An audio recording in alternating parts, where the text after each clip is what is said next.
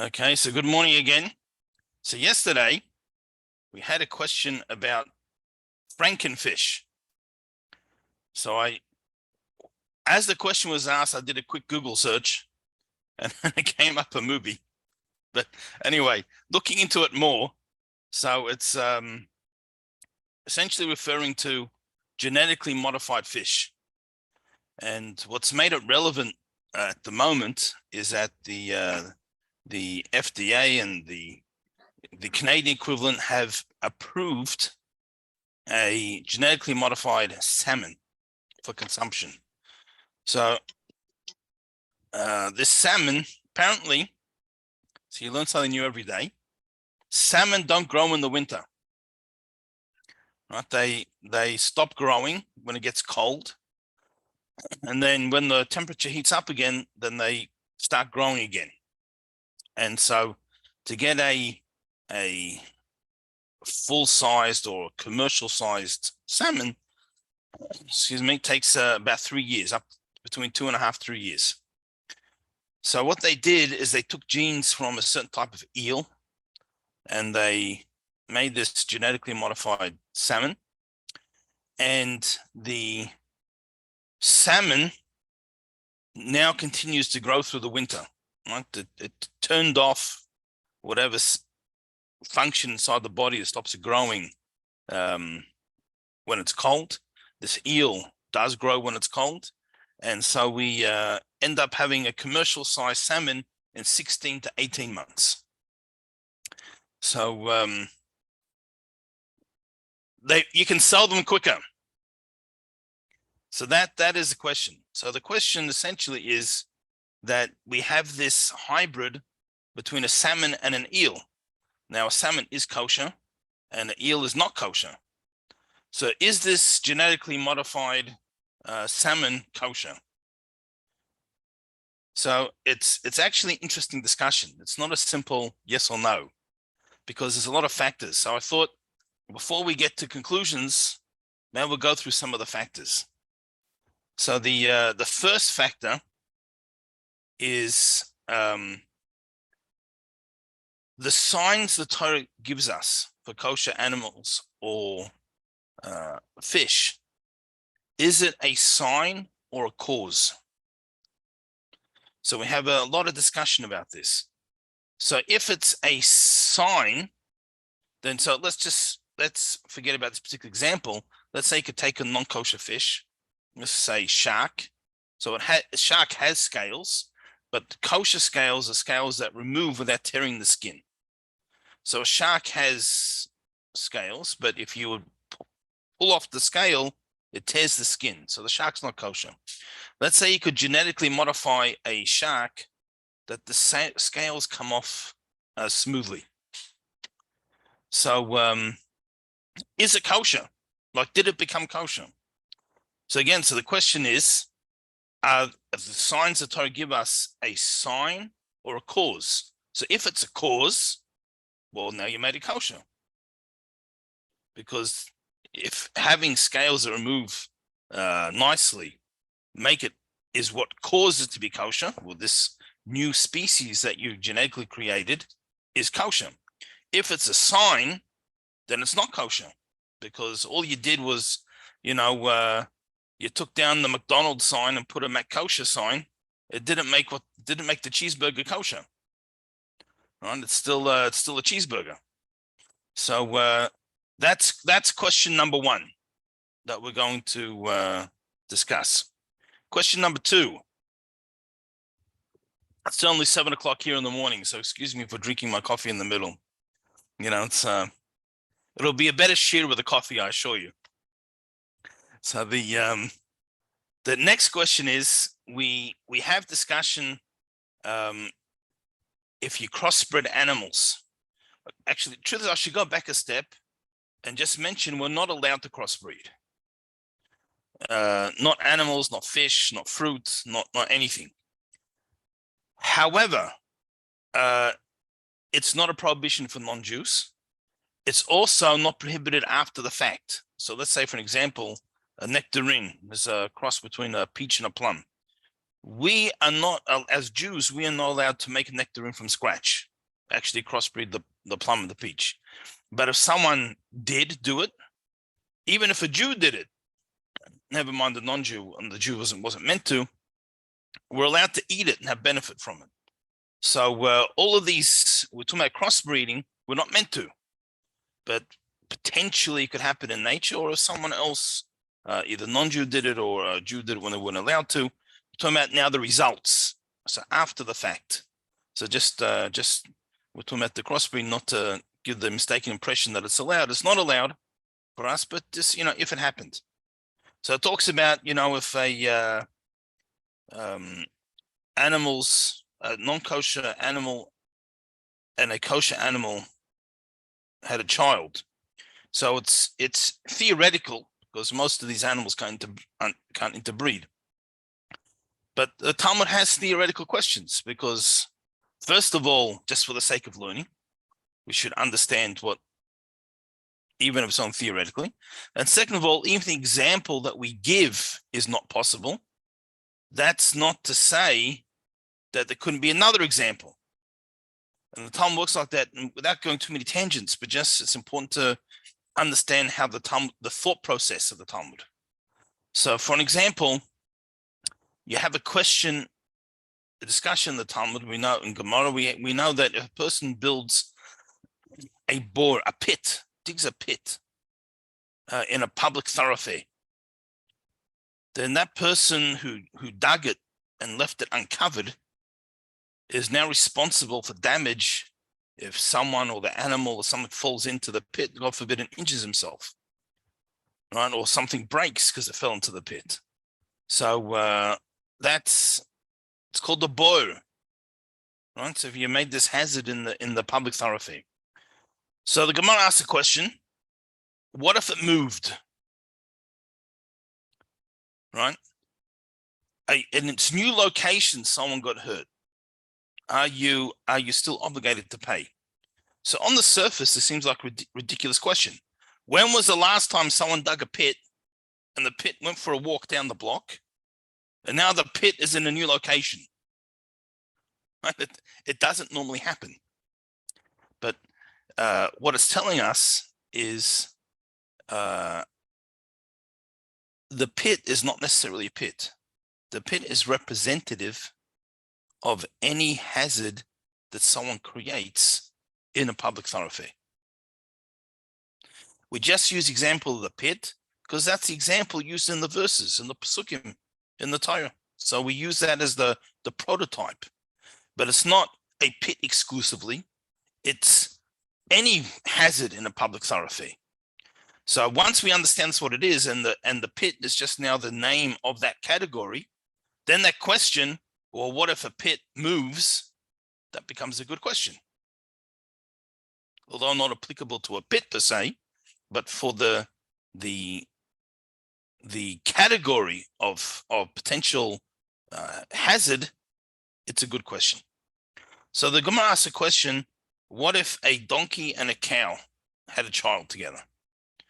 So again, although not possible, but the question is it kosher?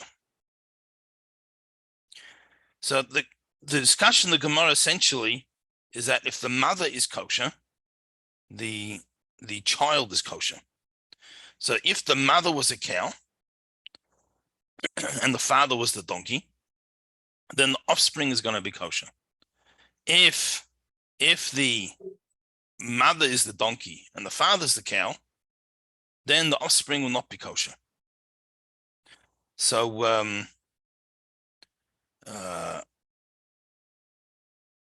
now this, the Talmud says, this is true whether or not the child has both kosher signs,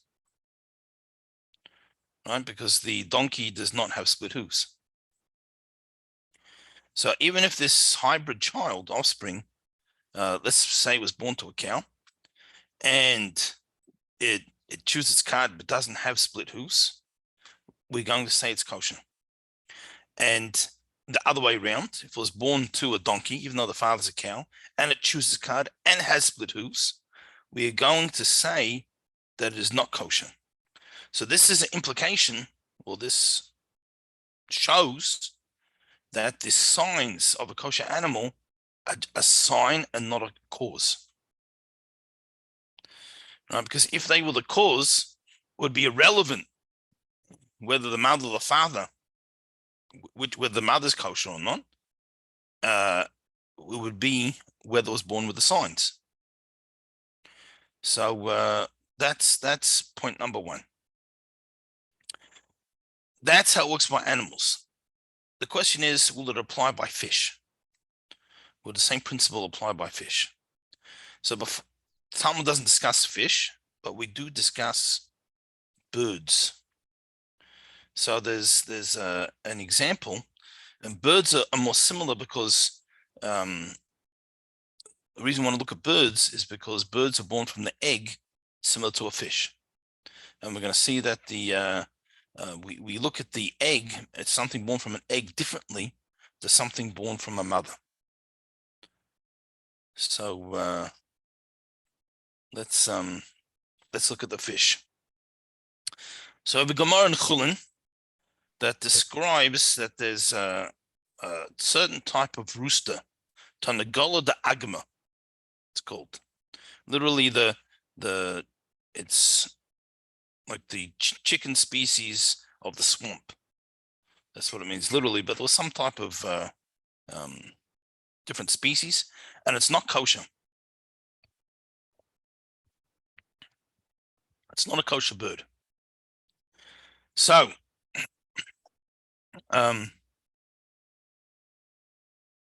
now the female version is kosher. Now the thing is, it's not exactly that's a statement in the Talmud, cryptic statement, that we've got this male version of what we think is this species is not kosher, while the female is kosher. So the Tosfos, one of the fundamental commentaries on the Talmud, comments as follows. He says that although they've got the same name, Tanagula de Agma, this male one that is not kosher cannot be born from the kosher one. We give them the same name and we say this male one's not kosher and the female one is kosher, but they're not really the same species. He says it can't be that because he would say the offspring of a kosher bird are kosher. And so this type of rooster is actually a different species, although it looks very similar to this other species that the female one is commonly used. Okay, so he says that.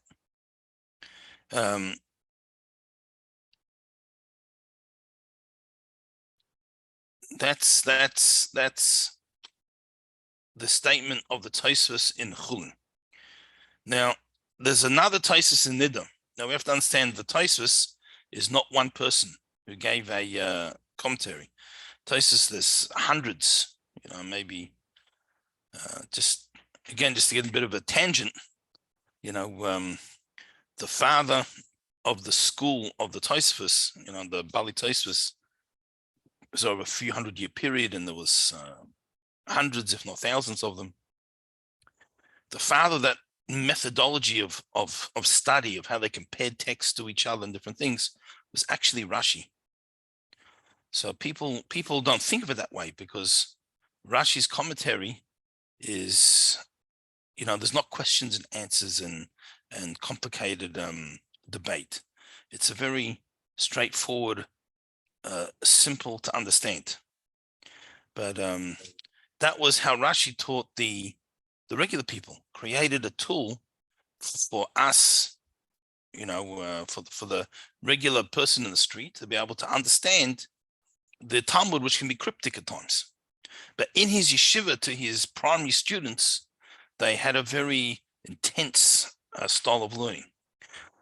And the most famous Bali Tosfos, the Talmud said, the Rashi's grandsons, his students, that was how they were. So you can have it.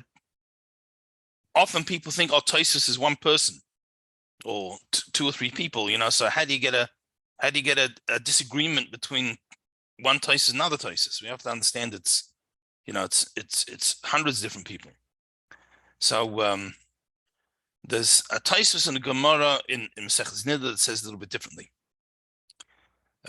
He says that this concept, right? So just to go back a step, so we had a Gemara in Chulin that says if you had a crossbreed between a kosher animal and a non-kosher animal, we look at the mother. If it's born to a kosher animal, then it's kosher. If the mother is the non-kosher one, then it's not kosher. And the Taisus applies this to these birds, this type of rooster. No, it applies to creatures born from an egg as well. Same concept. If the mother's kosher, it's kosher. So the Taisus Nida says no. That concept in the Mishnah about if the mother's kosher, the offspring is kosher, that's mammals. That's when they actually give birth to the offspring. If it's eggs, that's different. Because we look at that as, it's like the mother's influence isn't relevant anymore. It's like one step removed. It's obviously not completely removed, but it's one step removed. And therefore, he says that this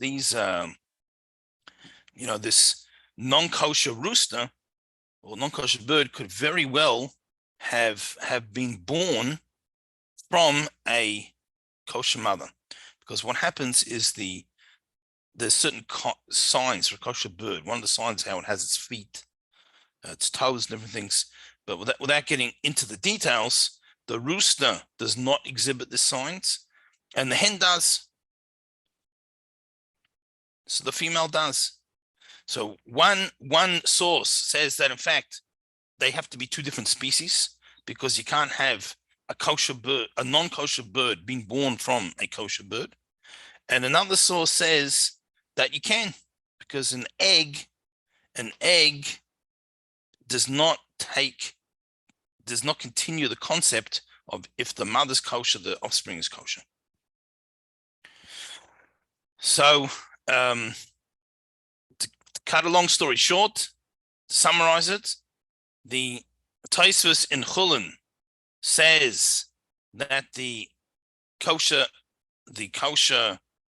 signs are just a sign, and the determining factor is whether it's born to a kosher mother, and the signs are just a sign. It's not what causes the kashrus.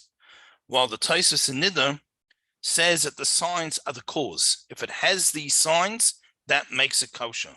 And if it doesn't have these signs, it makes it non-kosher. It's irrelevant of how it was born. So that is what happens.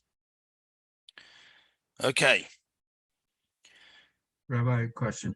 Yes.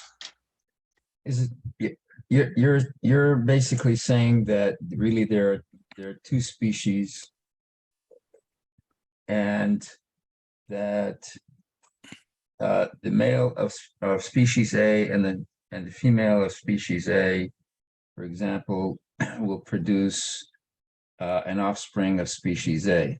But there's also a possibility that the male of species B and the female of species A will in fact produce an offspring. Yes. So if they're very close in nature. Yep. And you're saying is you have to wait until the offspring is actually born before you can actually see whether or not it is a kosher. It is of the kosher species as opposed to the non-kosher species. Yeah, so we'll go back to just so before you joined us, it stems from a question that was asked yesterday about the genetically modified fish. It's a salmon with eel genes. So is it kosher?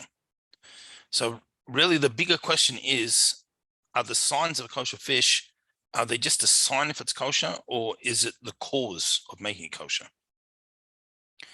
And so we're looking at a few precedents. Number one is that clearly by a mammal, if there's a crossbreed between a kosher species and non-kosher species, we look at the mother. If the mother is kosher, it is a kosher offspring, even if it doesn't have both signs. And in the crossbreed, if the mother is the non-kosher animal, then it's not kosher, even if it has both signs. So this is showing, well, at least by mammals, the kosher signs are a sign and not a cause. So the sign is not what makes it kosher. It's just a sign to let us know that it's kosher, but the sign doesn't universally apply. So how does that fit with what's being written in the Torah? Well, because it's not an actual species, it's a crossbreed. So the mission discusses a donkey and a cow.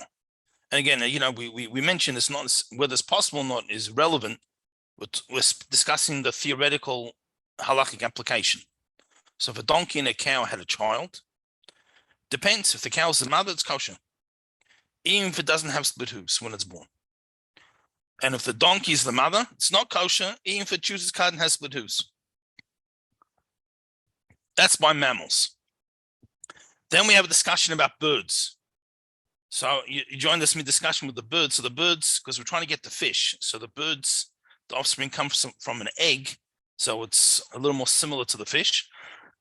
So it depends. It depends. We seem to have, we have a discussion in Talmud about this called Tarnagola the Agma, the chicken of the swamp. It seems to be some type of species. And we say the male is not kosher and the female is kosher because the male does not exhibit the signs of a kosher bird and the female does. So the Tosfos on that Gemara says, in fact, they're two different species. They look similar. We give them the same name, but they're two different species because it's a bird that's born from a kosher hen, from kosher female, even though it's from an egg, is kosher.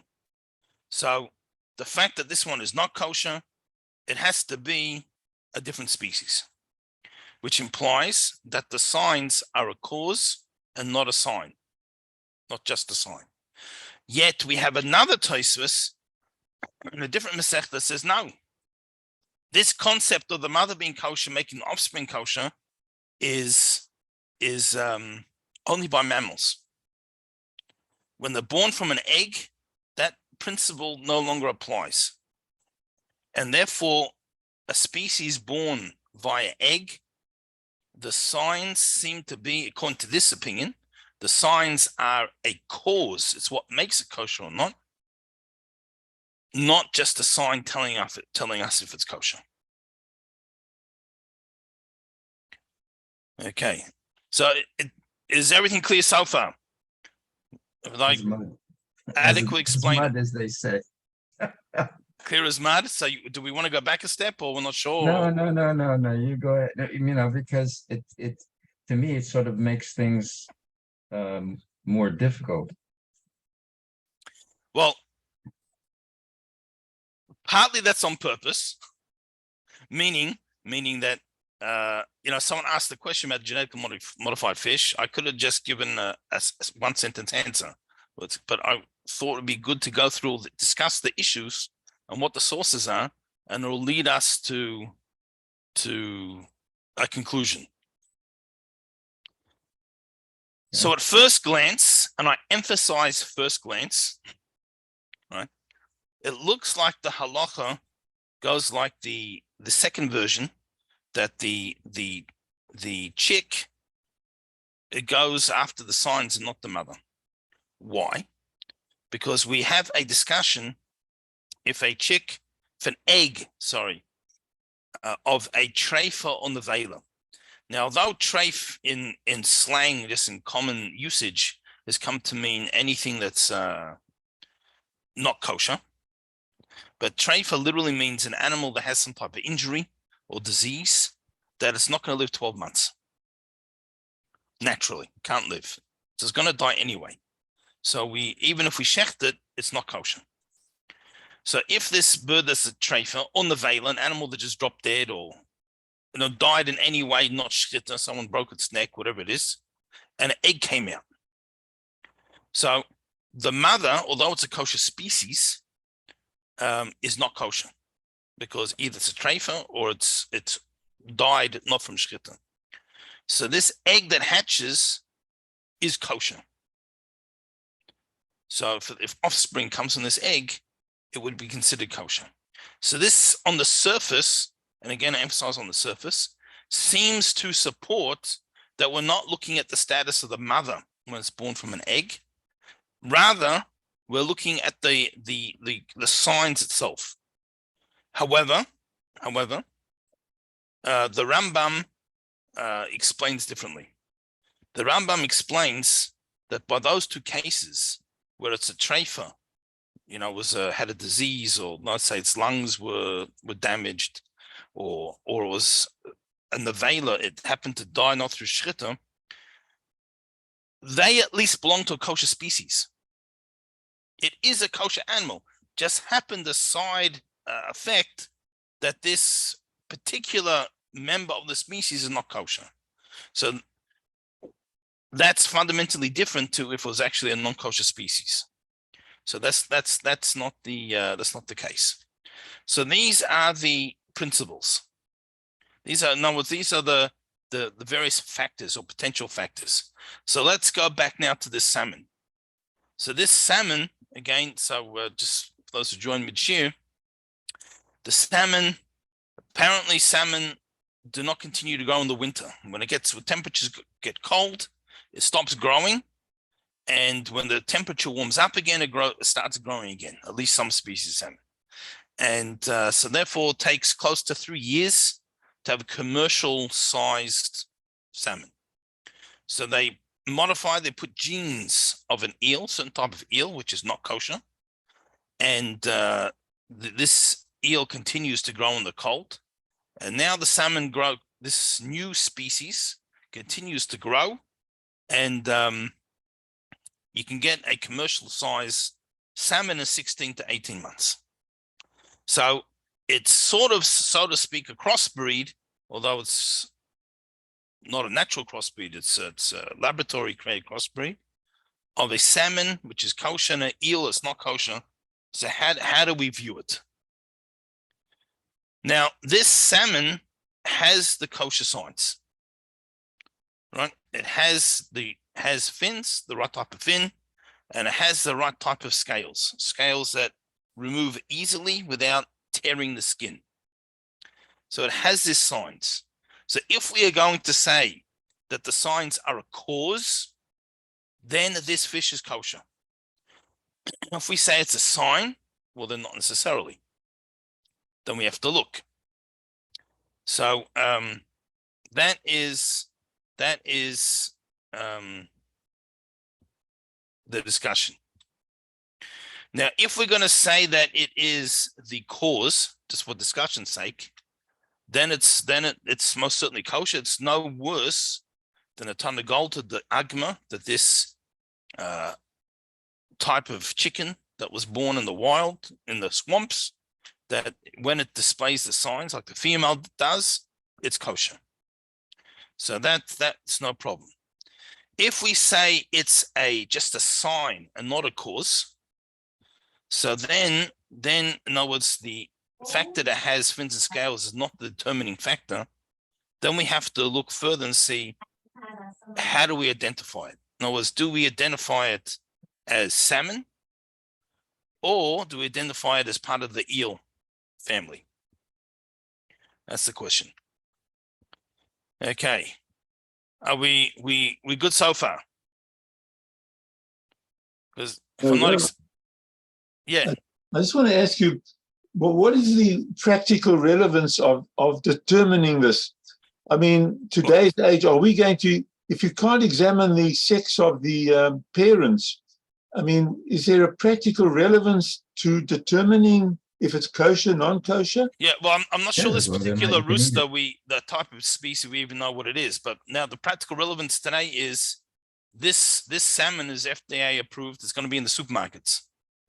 And if it makes more money, let's be realistic. If it makes more money, it's going to become, if it's cheaper to produce, they make more profits, it'll become the primary salmon. available in the supermarket. So, and if it works by salmon, you watch they'll be doing it with other things. So are we allowed to eat, can we eat the salmon? That's really going to be our practical question. And we can't use DNA as a determining factor. Well, That's not what the rabbis did we in the didn't past. say that so far. But the question is, how do we view this fish? Is it salmon, eel, crossbreed?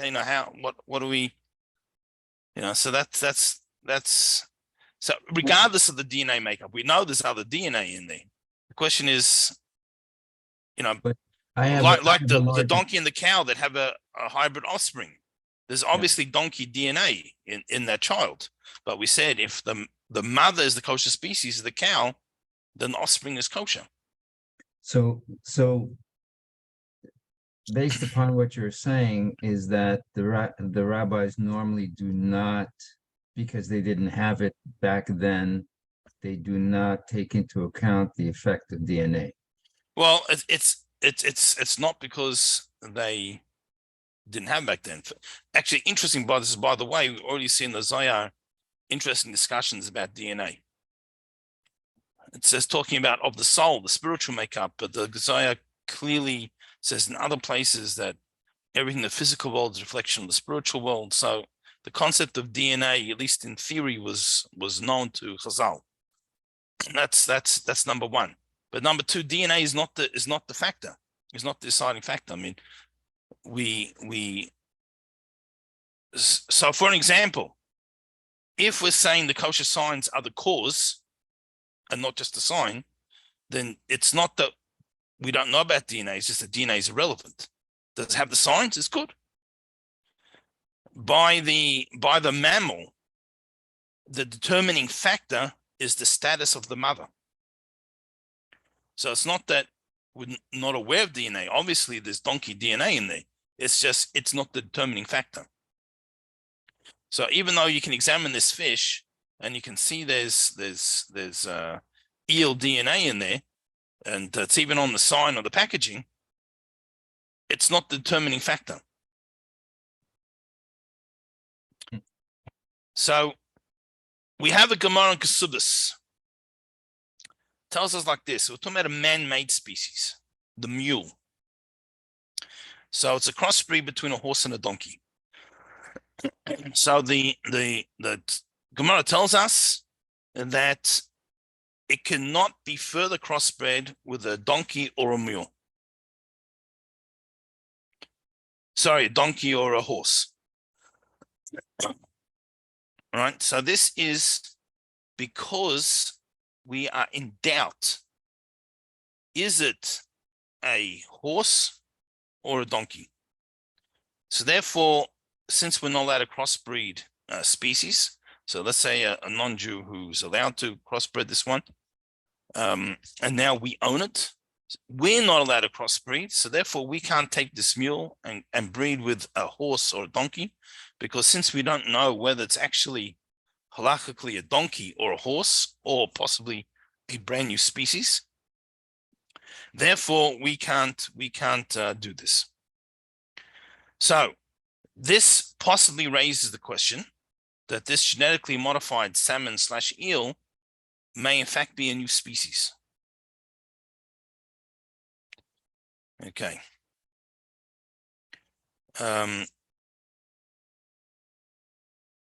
Yeah, but not all.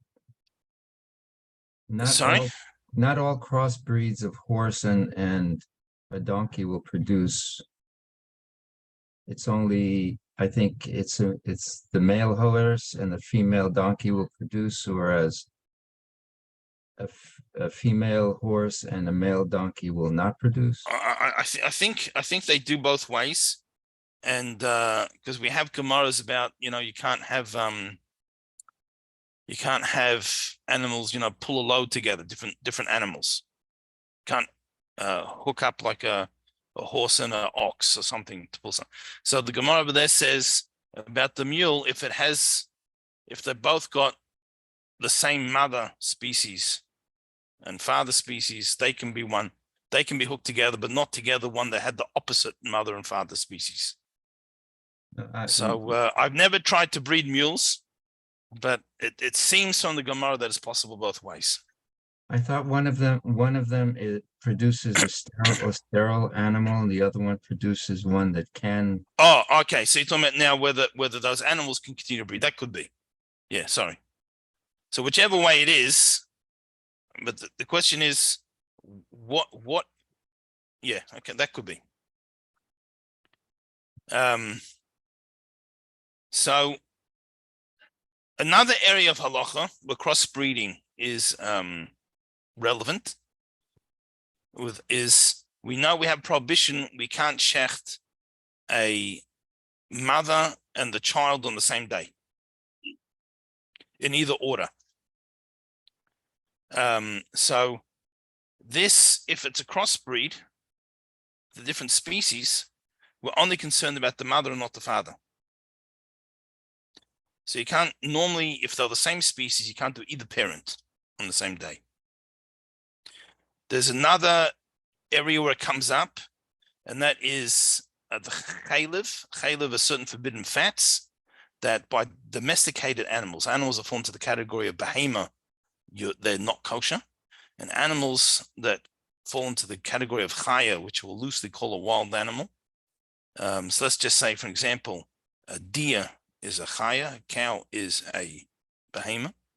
So if there was a crossbreed, the question is, in offspring, are you allowed to eat the chaylev?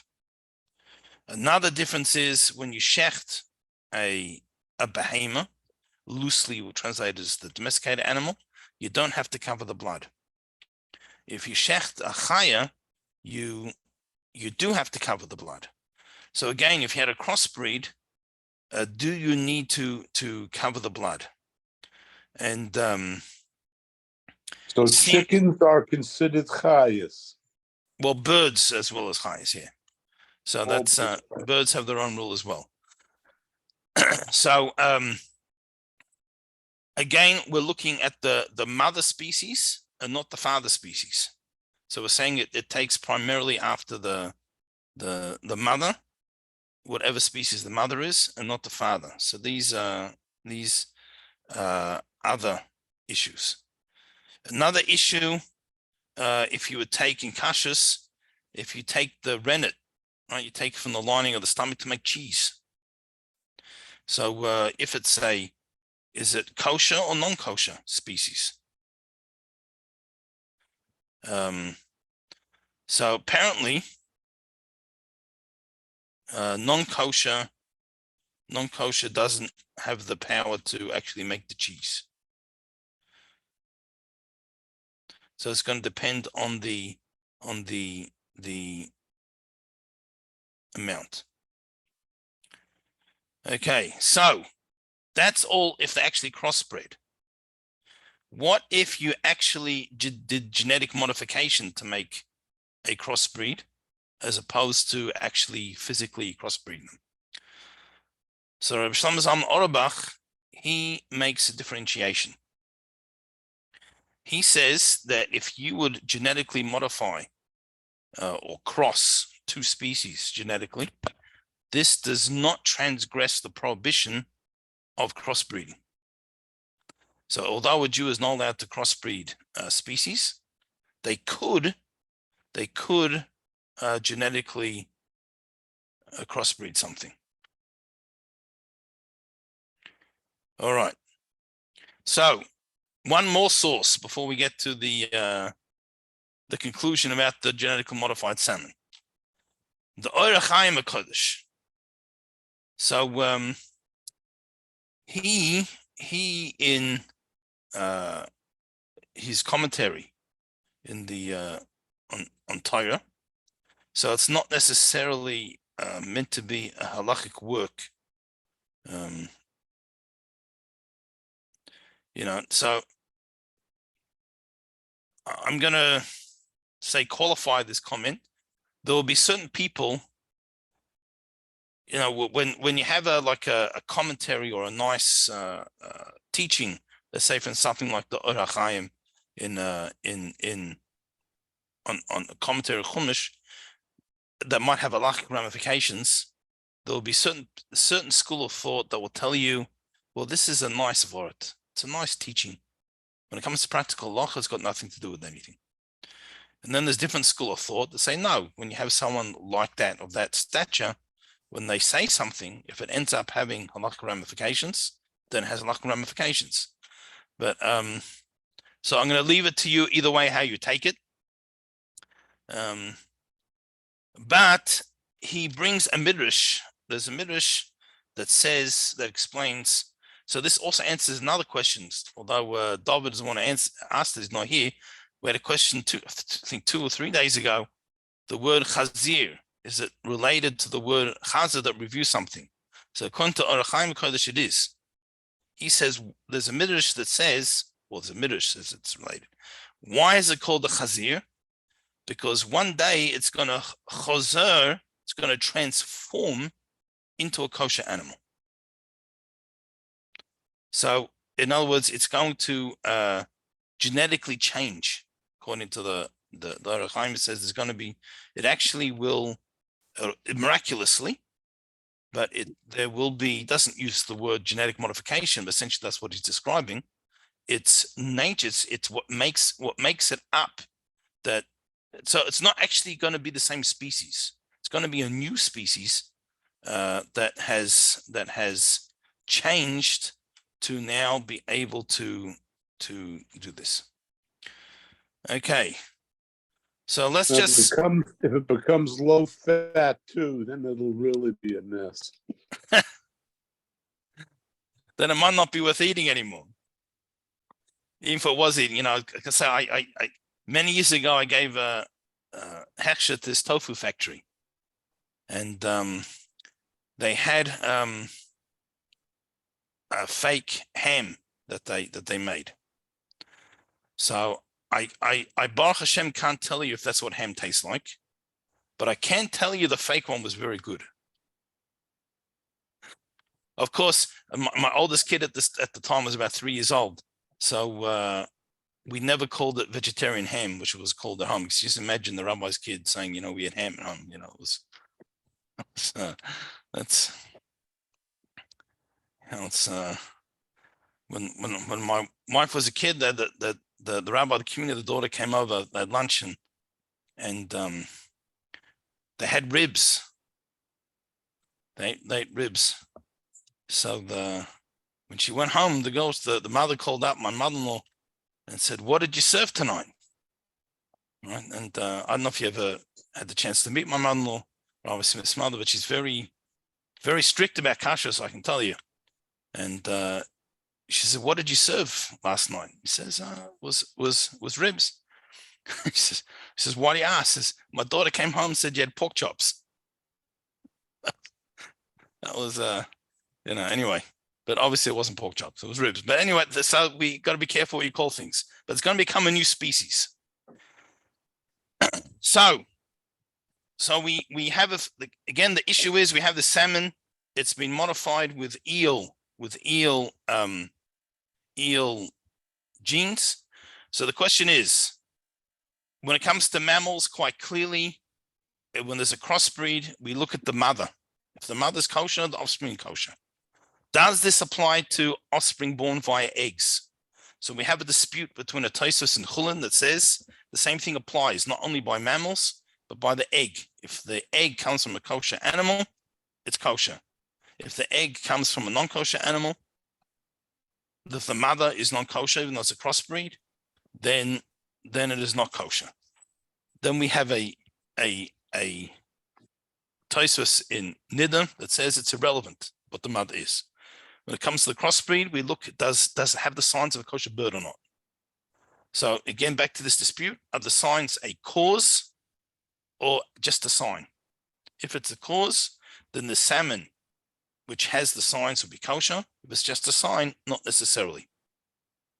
Then there's the question, if when it comes to a crossbreed, is it even, do we even, when it's born from the egg, are we even going to care about the status of the mother species, or do we look at it a totally new species?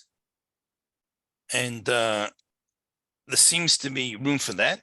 And we also seem, as we mentioned from the Midrash and the Orach Chaim, that there can be a possibility of a new species in the future, or a species changing into a new type of species that could be kosher. So these are the issues. So that's all the issues. So how do we work practically? So before, it's only recently been FDA approved, so coming on the market. But a few years ago, Rav Belsky, he's passed away, I think it's like 5 years now approximately, but he was the head of the OU Kashrus. So Rav Belsky didn't rule definitively, saying that it's not kosher, but he said these things shouldn't be eaten. People should eat a natural, untampered with fish to ensure they have a kosher fish. That was what Belsky said. The actual company, this company is called Advanta. What was it called? I had the I wrote down the name here. Aqua Bounty, they called it. So they have a certifying rabbi, Rabbi Shmuel Maybruch, who said it is kosher. Now, although I've never heard of him, that doesn't necessarily mean anything. I'm sure there's a lot of very learned, fine, expert rabbis in the world who I didn't hear of them yet. So, but it's not a major kashrut authority, right? So, and he's comparing it to grafting the animals, and he's basing it on a ruling from Moshe Feinstein. So I'll just just mention this as well. He says, so we know Kahanim are not allowed to have contact with a corpse, and not only a corpse, but even an organ from a corpse. Now, what about skin grafts? So it's sometimes so could a skin graft be performed by Kohen? So the skin graft taken from a deceased. That was the shai that was put to Rabbi Moshe, and he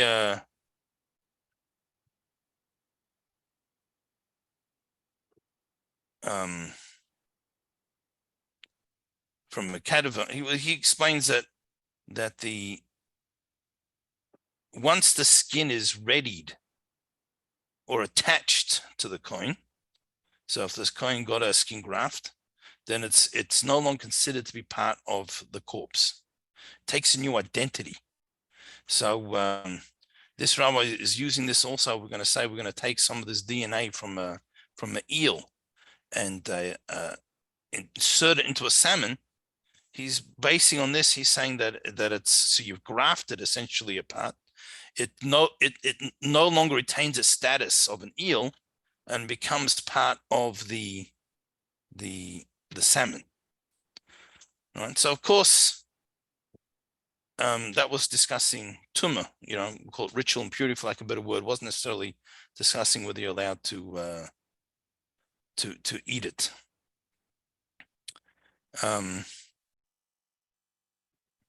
The other factor that this rabbi puts to say that the fish is kosher is that the grafting, so to speak, that's done with the DNA is done on a microscopic level.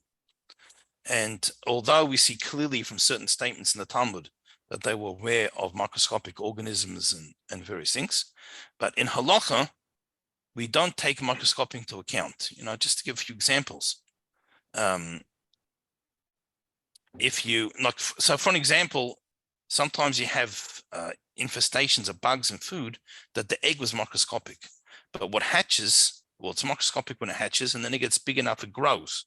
So it's considered as if it grew from the fruit. Now, Chazal weren't uneducated or unknowledgeable. They understood that it came from an egg, that life doesn't suddenly, spontaneously come to existence. They understand because we have many statements about Hashem being the only creator and various things. But since it was microscopic, it doesn't have a halachic effect. So, for example, tzitzis on a four-cornered garment. If you magnify any corner large enough, it'll be round. It's not going to be cornered. If you take any letter in a mezuzah and you magnify it enough, there'll be a crack. So what's the definition of a crack or a corner? So what you see with the naked eye. So when it comes to practical application of halacha, it's what you see with the eye. So a bug that comes from something born in a microscopic state, it was part of the fruit when it came to existence.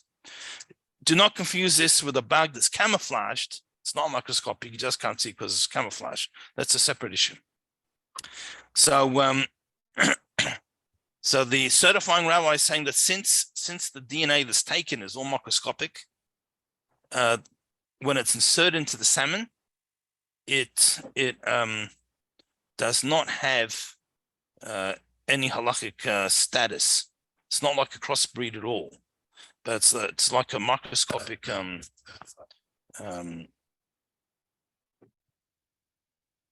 graft, a microscopic addition. So it has no halachic ramifications. So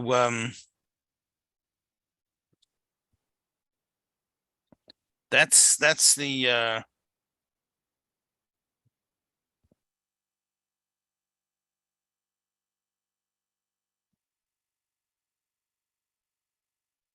oh, sorry, my apologies. I misquoted Rabbi Belsky. Rabbi Belsky said that genetically modified food could be kosher. He said we're not allowed to do it, but it could be kosher. But then we have, as I said, there are other authorities, but the OU practically is ruling at this stage that the fish is not considered. This particular fish is not considered kosher. So the bottom line is, there are those who say it isn't, those say it's not. Probably best not to. But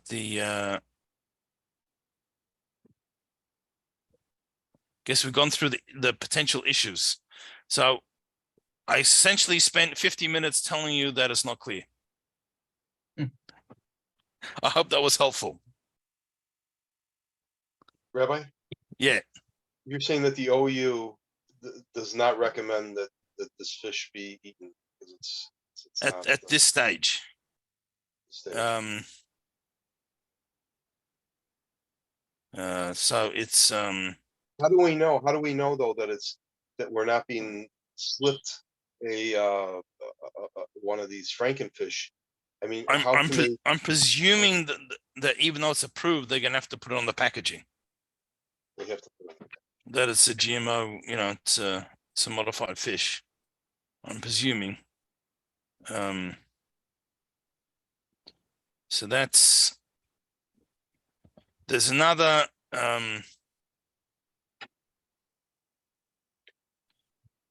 just to Rabbi? Yes. I know you were joking when you said that you took an hour to say that it's not that we haven't reached a decision, but that was helpful the way you went through it. Well, I'm glad. That was the hope. That at least everyone can understand the issues and see what the potential factors are. Right. Yeah. Any questions? Rabbi, real quick question. What are you planning? What is the topic of Sunday's class? So that's a good question. So I was originally thinking to discuss Sheamus today. Doesn't just sound very exciting, but there's actually some very interesting, unusual things about it. But then I think it was yesterday, someone asked this question about the fish. So it got my interest. So I started to do some research, and then that became the topic. So Sunday could be the Sheamus, but it could be over Shabbos. Something else is going to come up. See, I believe, it's like sometimes, I'm not a pulpit rabbi at the moment. When I was, sometimes you'd have the whole week, you'd be coming up with an idea what you want to discuss about. And then for some reason, as you're walking up to speak, there was this thought that came in your mind. And I was a firm believer that Hashgacha Pratis, if that's the thought that Hashem put in my mind, that I'm saying, that's what I meant to say. And whatever you prepared got chucked out the window, and came a whole new, whole new idea. And Well, it's not chucked out the window, Rabbi. All it means is that you postponed. some That's other right. time. That's right. So when we learn the Kitzur Shulchan Aruch, we have a set curriculum. We're starting here and we work through there. But when it's more sort of like topics for today, and I know I'm being not nice and not answering your question, but I think we'll leave it to the inspiration of the moment. May Unless I we have a ask- request. Maybe have a request. Yeah, I have a request at some point during next week.